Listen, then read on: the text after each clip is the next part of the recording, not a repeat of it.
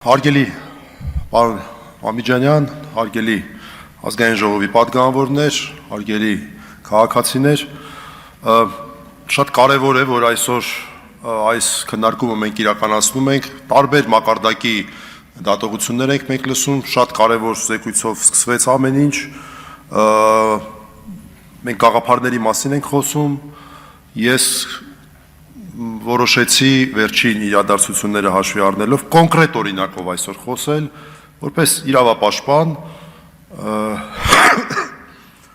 եւ ցույց տալու համար, որ նաեւ փոքր օրինակներից մենք կարող ենք տեսնել, թե ինչպիսի վերաբերմունք մենք ունենք մեր եկեղեցու նկատմամբ, այո, խոսքը վերաբերվում է Ծաղկազարդի օրը տեղի ունեցած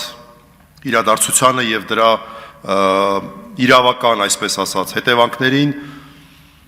քրեական հետապնդման տեսքով։ Սուրբ Աննա եկեղեցու իրադարձության մասին է խոսքը։ Մինչ այդ նշեմ, որ շատ հետաքրքիր է, որ այսօր ավագ հինգշաբթի օրով ենք մենք այս քննարկումը իրականացնում, որովհետև Պատարագի խորհուրդը քրիստոնեության, ոչ միայն հայ առաքելական եկեղեցու, առհասարակ քրիստոնեության, հատկապես ավանդական քրիստոնեության ամենակարևոր խորհուրդը հաստատվել է հենց այսօր։ Ավագ հինգշաբթի օրը խորհրդավոր ընթրիքի ժամանակ եւ բոլոր կիրակնօրյա պատարագները հենց հիշատակություն են այս ավագ հինգշաբթի օրվա պատարագի խորհրդավոր ընթրիքի, սկսած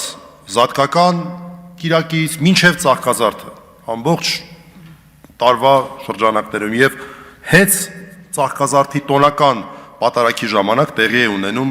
մի միջադեպ։ Ես ուզում եմ կոնկրետ այդ միջադեպի հանգամանքների մասին խոսել, շատ հստակ, որպես նաև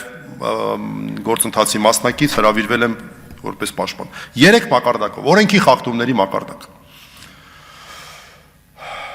Հարգելի քաղաքացիներ, ես ուզում եմ, որ դուք ուշադրություն դարձնեք այն հանգամանքին, որ այդտեղ քաղաքացիները գտնվում էին միայն եւ միայն իրենց հոգեվոր պահանջմունքները բավարարելու նպատակով Սուրբ Աննա եկեղեցում։ Ինչ նպատակով էր այդտեղ գտնվում Նիկոլ Փաշինյանն եւ նրան ուղեկցող մարդիկ։ Ըստ քննչական մարմնի քաղաքական գործունեություններ իրականացնում։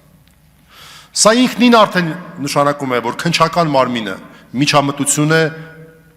իրականացնում։ Այսինքն նա նորմալ է համարում, որ սա միջամտություն է այն քաղաքացիների կրոնական իրավունքների նկատմամբ, որոնք որ այդտեղ կրոնական նպատակներով են։ Ինչու է մեզ պնդումն անում, որովհետև այն հոդվածը, որը որ կիրառվել է երիտասարդի նկատմամբ, Դավիթի նկատմամբ եւ ոչ միայն Դավիթի, այլև մյուս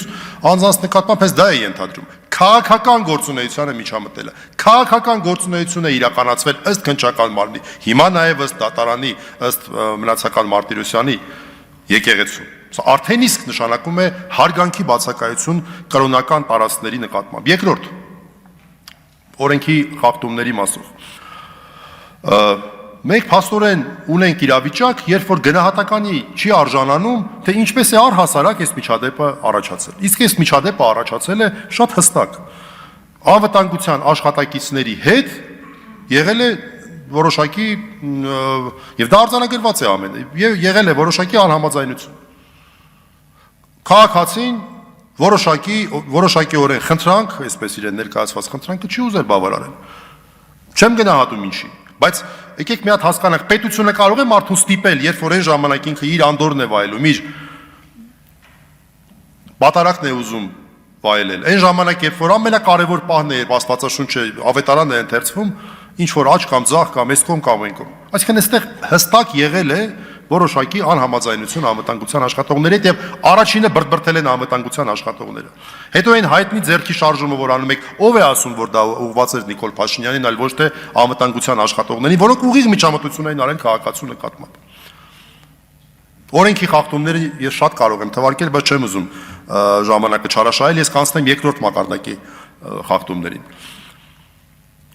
Երկրորդ մակարդակի խախտումը ես համարում եմ առողջ բանականության խախտում։ Այստեղ օրենքի խախտումից ավելի կարևոր բան է խախտվել նաև առողջ բանականությունը։ Ինչու՞։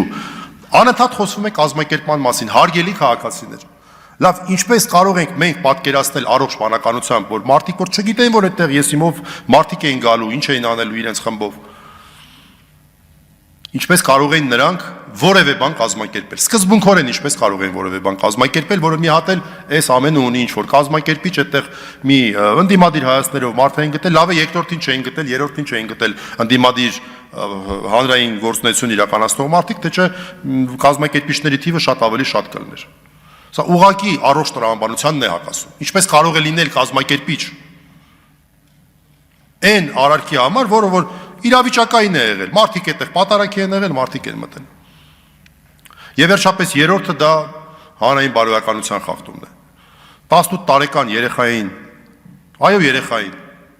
ես որպես ծնող եմ նաև ասում, ավելի փոքր տղաների հայր, 18 տարեկան երեխային կալանավորել են, զրկել են վերջի զանգի հնարավորությունից եւ հրճվում են հրապարակավ։ Սա նույնպես ուղղակիորեն կապված է մեր եկեղեցու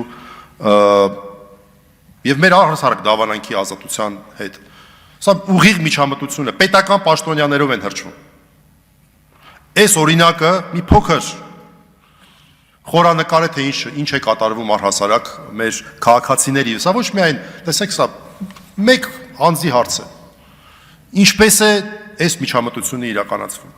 Գալիս են, իրենք են միջամտում, իրենք են ինչ-որ պահանջներ դնում, ինչ-որ մեկն էլ ընդդիմանում է, իրավունք ունի, թե իրավունք չունի, այո իրավունք ունի։ Պետք է անել, թե պետք չէ անել, քննարկման հարց է։ Պետությունը չի կարող մարդուն ստիպել մի բան անել, որը պարտավոր չէ մարդը անել։ Չի կարող ստիպել մարդուն, ուղղակի դա է իրավական պետությունը։ Ամփոփելով ասեմ, որ այս օրինակը խնդրում եմ նաև հաշվի առնել, այս կոնկրետ ուրեմն հայտարարության տեքստի քննարկումների ժամանակ, որովհետև մենք կոնկրետ մարդկանց ճակատագրերի մասին ենք խոսում։ Այս ամենը կոնկրետ մարդկանց ճակատագրերի մասին է, ոչ միայն կառույցներ եւ կոնկրետ մարդկանց, կոնկրետ երեխայի ճակատագրի մասին է, այստեղ կոնկրետ Դավիթ Մինասյանի ճակատագրի մասին է։ Եվ հաշվի առնել են բոլոր ռիսկերը, որ առկա են այս դեպքում։ Ես առաջարկություն չունեմ, շատ է ինձ տեքստը դուր եկել, որտեղ ինքը բոլոր կարևոր շեշտադրումներ ուներ։ Ցավոք սրտի մեր եկեղեցուն չունեմ առաջարկություն, բայց արդեն սկսել եմ մտածել նրա մասին, որ ինչպես թաթար մոնղոլական ժամանակներում էր, երբ դռները փակվում էին պատարագի ժամանակ, որ չմտնեին, չխանգարեին։ Գուցե մեր եկեղեցին պետք է դիտարկի ստիպված լինի հիմա էլ նույն քայլին դիմել, որովհետև